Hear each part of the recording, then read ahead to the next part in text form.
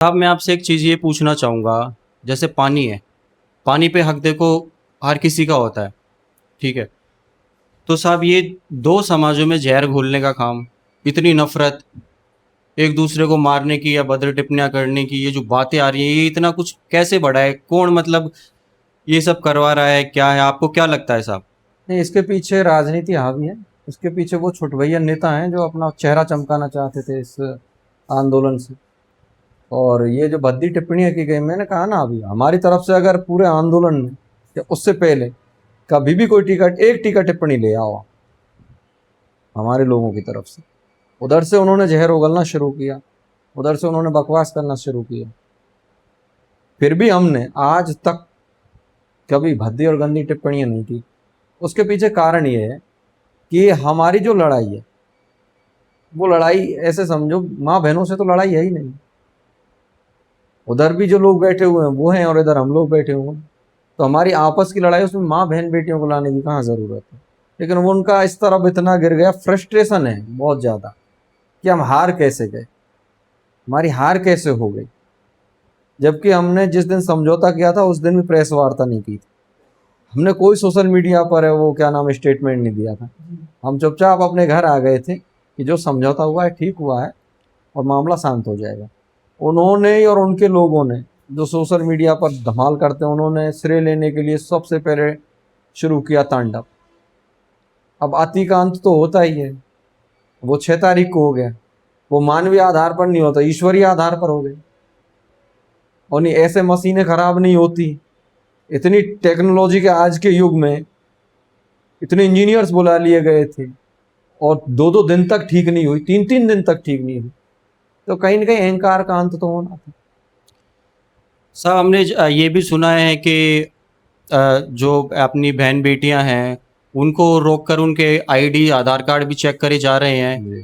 कि आप कमांड क्षेत्र से हैं या आप कौन से क्षेत्र से हैं, या आप नहीं गुजर नहीं। समाज क्षेत्र हाँ, से हैं या आप मीणा समाज क्षेत्र से। ऐसा भी यहाँ पर मेरे को सुनने में आया है, तो इस चीज़ के ऊपर आप क्या कहना ये चाहेंगे? राजस्थान के अंदर बड़ा बदनुमा दाग है ये।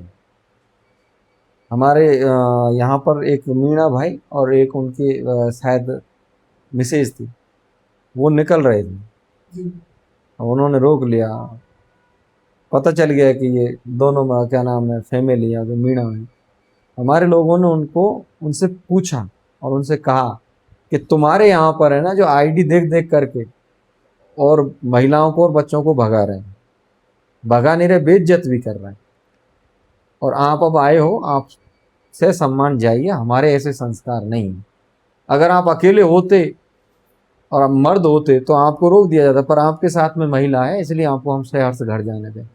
हमारी तरफ से कभी कोई आईडी नहीं देखी गई, उनकी तरफ से आईडी देख देख करके, क्योंकि उनका उद्देश्य आईडी देख करके भय व्याप्त करना था।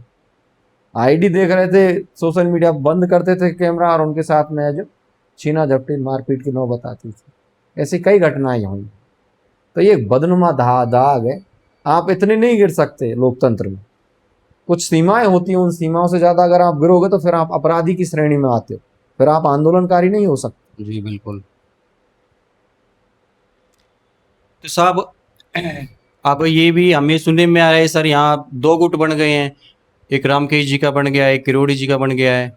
ये आपस में ही लड़ रहे हैं साहब, ये कहाँ तक ठीक दो है? दो गुट नहीं, कई गुट बन गए।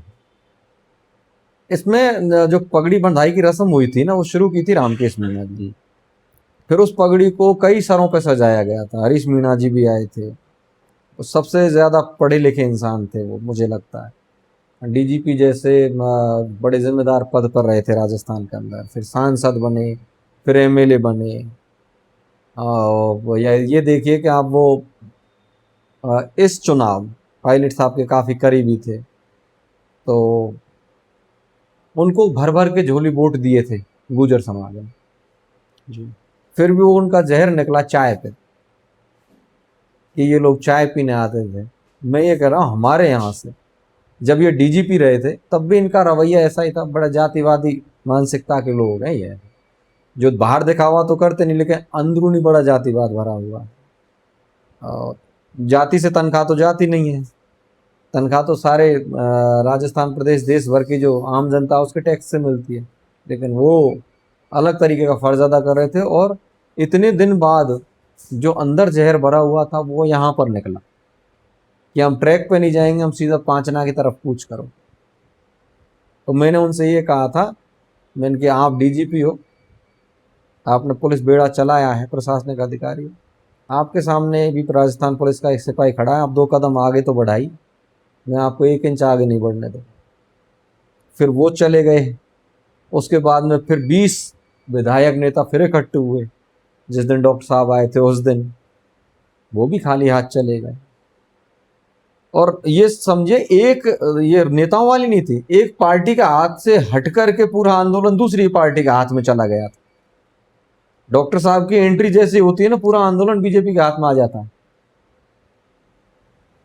तो ये कहीं ना कहीं उनका राजनीतिक प्रोपागेंडा था। इसके अलग अलग तरीके का आप मायने निकाल सकते हैं। मीडिया कर्मी है, चौथा स्तंभ, आप मेरे से ज्यादा बेहतर समझते हैं।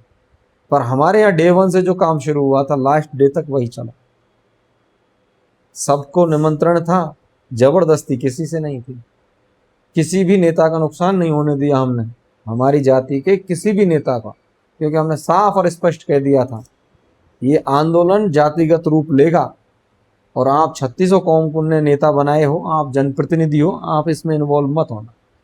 बाद में बेचारे जवाहर सिंह बेगम जी को लपेटा गया था बेवजह, जो दोनों ही पक्षों को लेकर के, दोनों क्या तीनों पक्षों को लेकर के इस स्थिति में थे कि इस बीमारी का कोई ना कोई हल निकल जाए।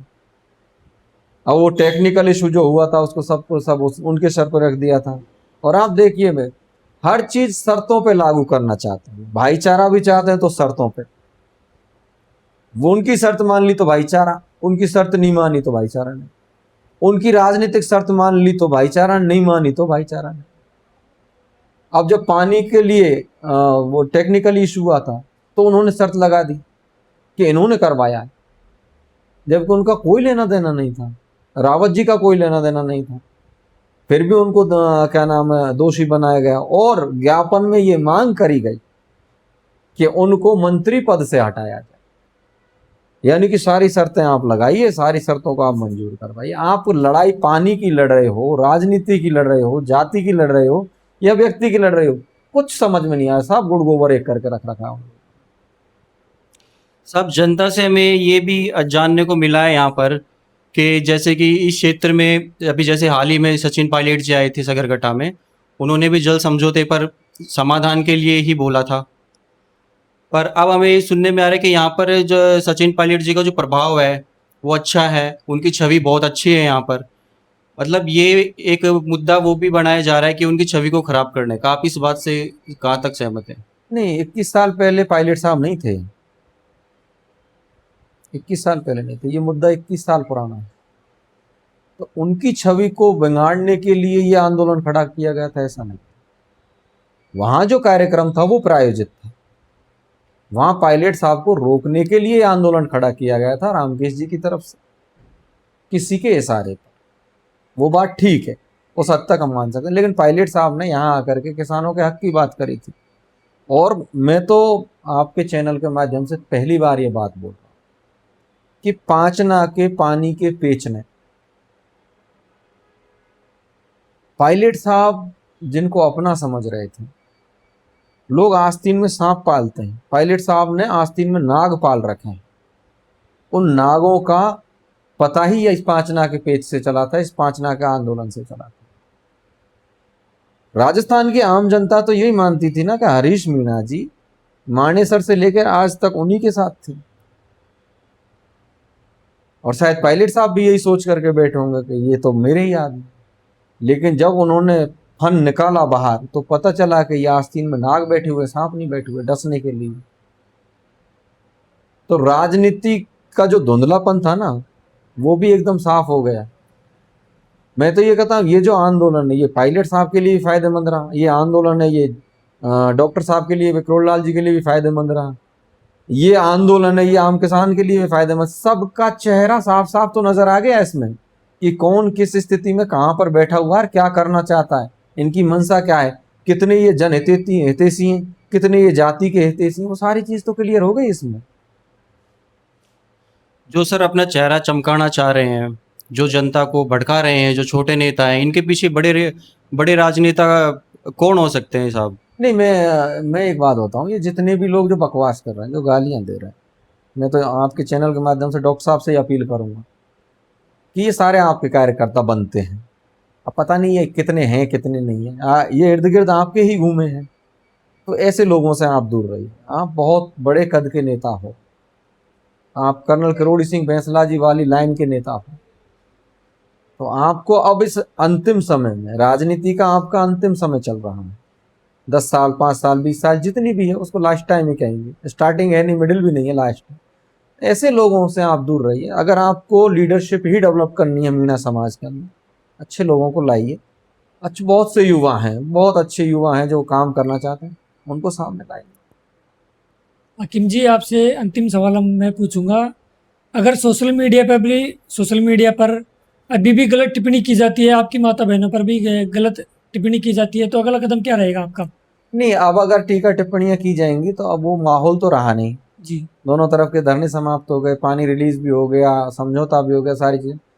लोकतंत्र है, राजशाही थोड़ी है। क्योंकि हमारा ऐसे कई लोग। प्रशासनिक अधिकारी, प्रशासन इतना कमजोर नहीं है जी कि ऐसे टपोरियों का, ऐसे गुंडे मवालियों का राज थोड़ी स्थापित होने दे।